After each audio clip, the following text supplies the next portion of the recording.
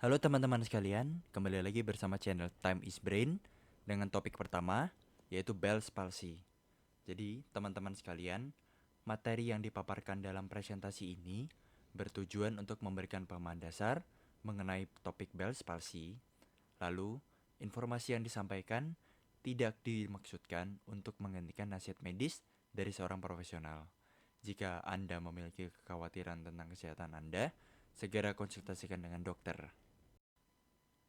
Definisi dari Bell's palsy sendiri itu adalah penyakit paralisis nervus facialis yang idiopatik dengan karakteristik akut, unilateral, dan memiliki paralisis yang bertipe lower motor neuron.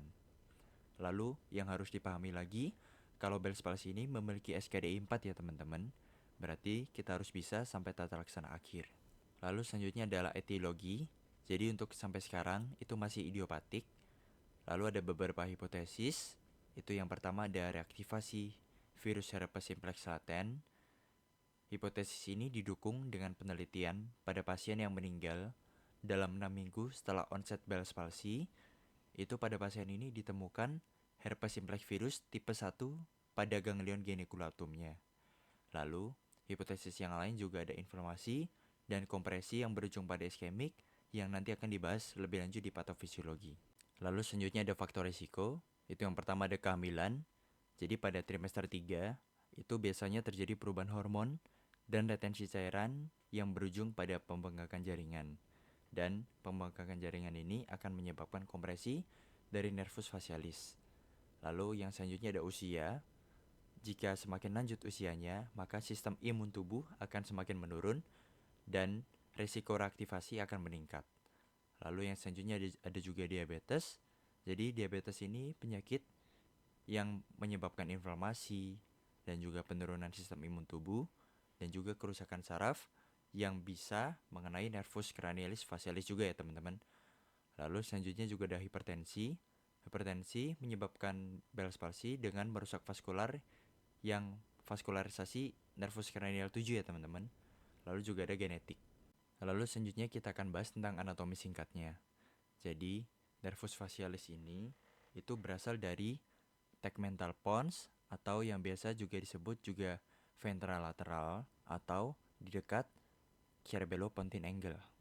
Nervus facialis juga memiliki dua nukleus motorik, yaitu yang pertama nukleus motoris superior dan juga nukleus motoris inferior. Nukleus motoris superior untuk cara gampangnya untuk menghafalkannya, superior akan menginnervasi wajah bagian atas, lalu inferior akan menginnervasi wajah bagian bawah. Superior itu mendapatkan persarafan dari bilateral hemisfer, sedangkan pada yang inferior itu mendapatkan persarafan dari kontralateralnya saja. Untuk lesinya, itu jika lesinya pada korteks atau di satu hemisfer saja, itu kan tadi kita sudah bicarakan kalau misalnya yang di bagian atas itu mendapatkan persarafan dari bilateral. Jadi, jika salah satu saja yang menyebabkan lesi, maka masih bisa dikompensasi dari hemisfer yang sebelahnya.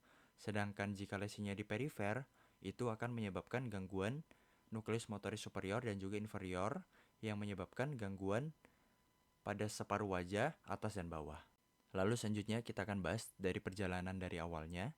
Jadi, nervus 7 ini tadi kita sudah sampaikan kalau misalnya berasal dari dua nukleus motoris di batang otak, yaitu nukleus motoris superior dan nukleus motoris inferior. Jadi, nukleus motoris superior tadi menerima impuls dari gyrus presentralis bilateral, sedangkan nukleus motoris inferior itu mendapatkan impuls hanya dari kontralateralnya saja. Lalu, setelah berasal dari pons, nervus 7 ini memasuki meatus acousticus internus di tulang temporal. Di sini, nervus 7 bersatu bersama dengan nervus intermedius dan menjadi satu berkas saraf yang berjalan bersama-sama. Lalu, nervus 7 ini dan nervus intermedius tadi melanjutkan perjalanannya melalui kanalis facialis yang memiliki bentuk seperti corong. Kanal ini sempit dan berdinding tepis, sehingga nervus 7 ini lebih rentan terhadap inflamasi dan kompresi. Lalu selanjutnya, di dalam tulang temporal, nervus 7 ini memberikan percabangan kepada tiga saraf. Nervus petrosus mayor yang membawa saraf parasimpatik, dan juga nervus stapedius yang akan menginnervasi musculus stapedius. Lalu ada juga chorda tympani yang memberikan serabut saraf sensorik yang mempersarafi 2/3 lidah anterior dan juga serabut parasimpatik dari submandibular dan sublingual. Lalu setelah memasuki kanalis facialis, nervus 7 ini pada terminalnya itu keluar dari kranium melalui foramen stylomastoid. Di sini nervus 7 memberikan percabangan kepada nervus auricular posterior dan juga serabut saraf motorik seperti digastricus dan juga stylohyoid. Setelah itu, nervus 7 kemudian berakhir di kelenjar parotis nih teman-teman. Sebagai 5 cabang motorik, yaitu cabang temporal, cabang sigomatik, cabang bukal, cabang marginal, dan juga cabang cervical. Lalu cabang temporal tadi itu mempersarafi otot orbicularis oculi yang merupakan otot yang mengelilingi mata dan bertanggung jawab atas gerakan mata untuk menutup mata. Jadi, jika kegagalan di cabang temporal ini menyebabkan tonus otot orbicularis oculi menghilang sehingga kelopak mata tidak bisa menutup. Lalu selanjutnya ada cabang sigomatik. Cabang sigomatik ini memberikan persarafan kepada otot sigomaticus mayor dan juga minor yang bertanggung jawab atas gerakan wajah seperti mengepalkan hidung dan menarik bibir atas ke atas. Lalu yang selanjutnya ada cabang bukal. Ini mempersarafi otot buccinator. Otot buccinator ini bertanggung jawab atas gerakan wajah seperti mengunyah makanan dan juga menutup mulut. Lalu ada juga cabang marginal mandibular. Ini mempersarafi otot depressor anguli oris dan juga depressor labii inferioris. Otot depressor anguli oris dan depressor labii inferioris bertanggung jawab atas gerakan wajah seperti menurunkan sudut mulut dan menurunkan bibir bawah. Lalu cabang yang terakhir tadi ini mempersarafi otot platysma ya teman-teman. Fungsinya otot platysma ini bertanggung jawab atas gerakan wajah seperti menurunkan leher dan mengepalkan kulit di sekitar leher. Lalu fisiologi singkatnya ini terbagi menjadi 4 fungsi ya teman-teman. Jadi yang pertama itu ada motorik. Motorik ini motorik somatik. Yang pertama otot wajah yaitu 5 cabang tadi untuk ekspresi wajah secara normal. Lalu nervus stapedius itu mengurangi getaran suara yang masuk. Jadi ini aktif ketika suara itu terlalu bising sehingga akan dibantu kompensasi dari tubuh untuk mengurangi getaran suara yang masuk. Lalu ada juga sensorik umum, itu berfungsi untuk sensasi dari kongka, bagian daun telinga atau auricul, dan area kecil di belakang telinga. Lalu sensorik khususnya ada 2. Yang pertama chorda tympani, yaitu memberikan sensasi rasa 2/3 anterior lidah, dan juga nervus petrosus mayor yang memberikan sensasi rasa pada langit-langit yang lunak atau palatomole. Lalu yang terakhir ada motorik visceral atau parasimpatetik nih. Chorda tympani ini merangsang kelenjar submandibular dan juga sublingual untuk sekresi air liur. Lalu nervus petrosus mayor ini merangsang sekresi lendir nasal dan palatum dan juga air liur dan juga lakrimasi. Lalu untuk patofisiologinya sendiri itu kita buat simpel aja ya teman-teman agar teman lebih mudah untuk mengerti. Jadi dari etiologi tadi itu ada reinfeksi herpes simplex virus, lalu juga ada autoimun dan juga ada tumor. Jadi reinfeksi herpes simplex virus dan autoimun ini akan dikompensasi dengan tubuh dengan mencetuskan inflamasi. Nah, inflamasi ini nanti akan terjadi pembengkakan jaringan. Nah, jika ada terjadi pembengkakan ini, maka bisa terjadi kompresi ataupun bisa langsung demyelinasi nih. Lalu jika itu tumor ini akan mendesak struktur yang berdekatan termasuk nervus 7 ya teman-teman. Lalu akan mengkompresinya dan terjadilah penyakit Bell's palsy. Lalu selanjutnya kita akan bahas dari manifestasi lesi berdasarkan lokasinya. Tadi kita sudah bahas jika nervus facialis tadi keluar dari foramen stylomastoideus ya teman-teman. Jadi gampangnya saraf ini atau enaknya saraf itu lesinya itu distal tidak akan mempengaruhi yang proksimal. Jadi, jika lesinya di luar foramen stylomastoideus, itu mulut akan tertarik ke arah sisi mulut yang sehat.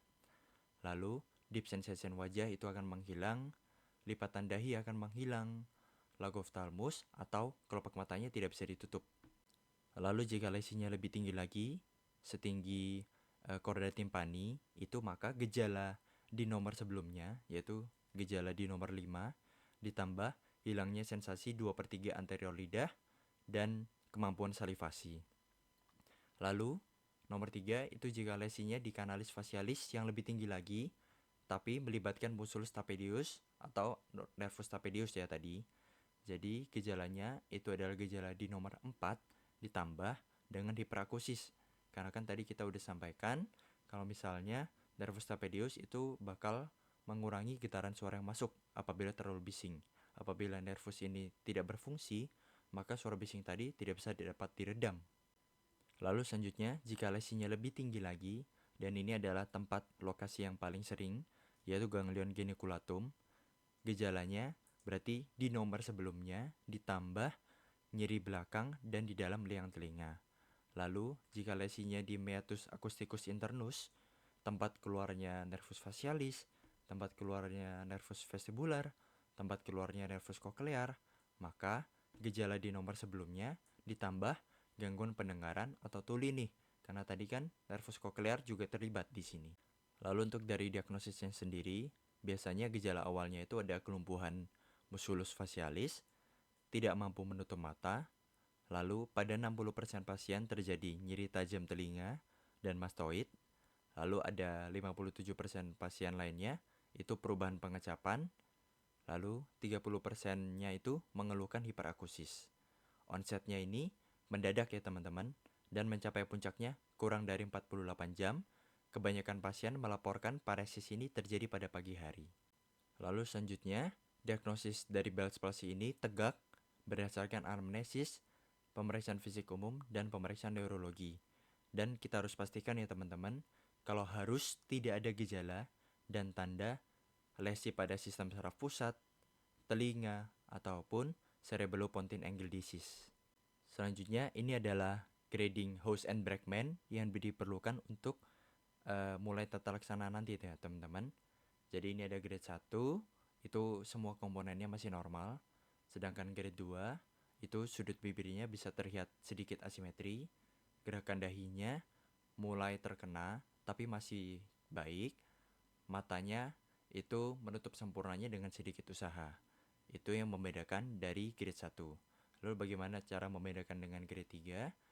Kalau misalnya kita minta pasien untuk menutup mata dengan sempurna, itu pasien akan berusaha dengan sangat maksimal nih di grading 3.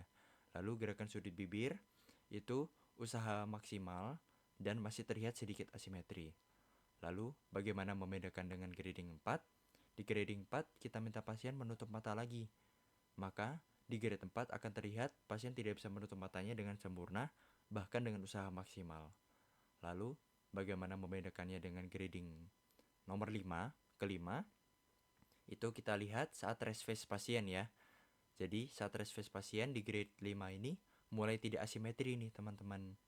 Lalu tapi di grading 5 ini masih ada gerakan tapi sedikit. Itu biasanya hanya di gerakan sudut bibir. Untuk grading 6 itu semuanya sudah tidak ada gerakan atau all paralysis ya teman-teman.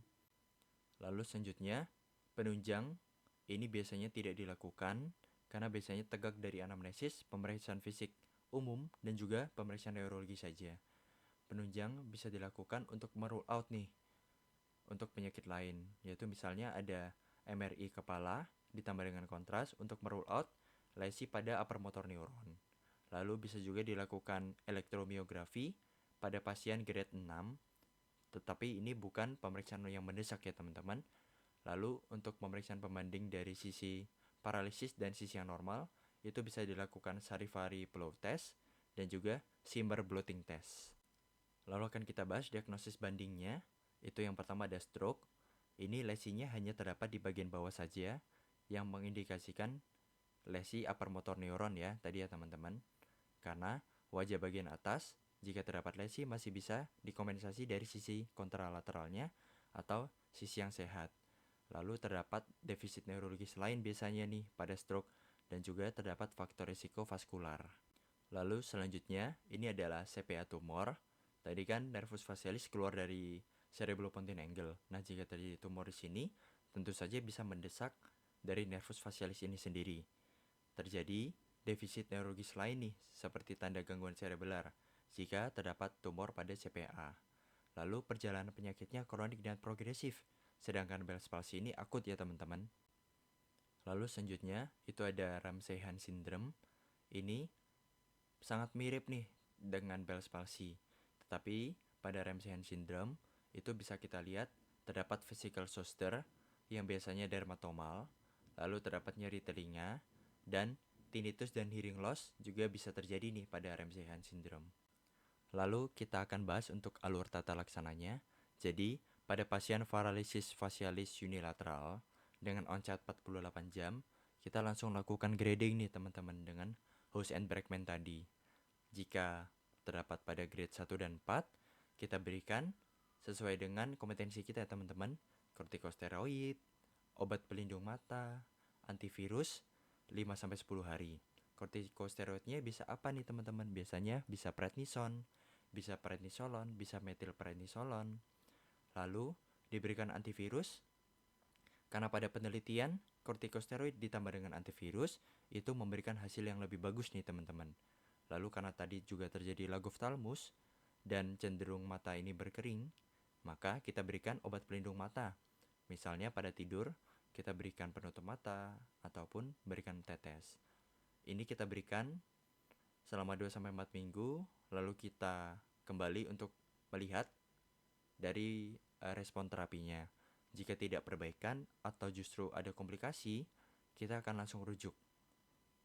Dan juga jika grade House and Brackman-nya 5-6, kita langsung rujuk ya teman-teman. Bisa untuk dari spesialis bedah saraf, nanti akan melakukan bedah dekompresi. Lalu ini adalah drug of choice-nya. Jadi kortikosteroid kita berikan prednisolon tablet 60 mg per hari selama 6 hari. Lalu tapering off kita kurangi 10 mg per hari sampai dengan 10 hari. Lalu untuk sediaannya sendiri itu biasanya 5 mg. Lalu jika tidak terdapat prednisolon, bisa kita pakai prednison. Dosisnya juga sama nih teman-teman, karena sediaannya juga sama. Sedangkan metilprednisolon ini biasanya sediaannya 4 mg. Oleh karena itu, biasanya kita berikan 48 mg per hari. Lalu kita berikan juga antivirus. Contohnya apa? Kita berikan aciclovir tablet 5 kali 400 mg per hari selama 10 hari. Jadi, kortikosteroid dan antivirusnya nanti akan selesainya bersama-sama ya teman-teman. Jika curiga ini bukan karena herpes simplex tetapi varicella, kita berikan double dose. Jadi 5 kali 800 mg. Lalu jika tidak ada aciclovir, kita bisa berikan valaciclovir tablet 1 kali 1000 mg per hari. Lalu selanjutnya untuk pelindung matanya sendiri, itu bisa kita berikan lubrikasi okular topikal, bisa tetes atau salep untuk mencegah corneal exposure dan juga risiko komplikasi okular. Contohnya bisa kita berikan chedoliters ataupun penutup mata saat pasien tidur. Lalu bisa juga diberikan fisioterapi dan akupuntur yang mempercepat perbaikan dan menurunkan sequelae atau gejala sisa. Waktu mulai terapinya kapan nih?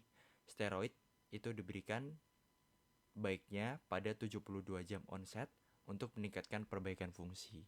Lalu untuk prognosisnya, ini kita berdasarkan grading House and Brackman tadi ya teman-teman. Jadi ada grading 1-4, itu prognosis hidupnya itu baik atau bonam. Lalu untuk prognosis fungsi dari aktivitasnya sehari-hari, itu juga bonam. Lalu untuk dari prognosis dari kesembuhannya, ini bonam. Lalu untuk dari grading 5-6, karena ini udah grading tahap akhir, ini biasanya berisiko untuk sequelae. Jadi yang berbeda pada kue ad functionamnya itu cenderung baik, karena bisa saja karena ada gejala sisa ini, pasien tidak bisa berfungsi secara normal lagi. Lalu untuk komplikasinya, itu yang pertama ada iritasi dan ulcerasi pada kornea. Ini karena kelopak mata yang tidak bisa menutup tadi, maka mata bisa kering dan tidak ada faktor proteksi nih dari mata kita. Lalu bisa terjadi kelemahan kelopak mata permanen, jadi lagophthalmusnya terjadi secara permanen ya teman-teman. Lalu ada juga komplikasi yang lain, itu ada sinekinesia. Jadi saat misalnya kita berkedip, itu ada gerakan abnormal tambahan. Misalnya mulutnya juga ikut gerak ataupun pipinya ikut naik dan lain-lain. Ini adalah daftar pustaka yang digunakan dalam video ini. Dengan ini sudah berakhirlah sudah video pertama kita yang membahas topik Bell's palsy. Jangan lupa untuk like, subscribe, dan juga share. Dan bagi teman-teman sekalian yang ingin memberikan saran, itu bisa komen di bawah ya. Terima kasih telah menyaksikan.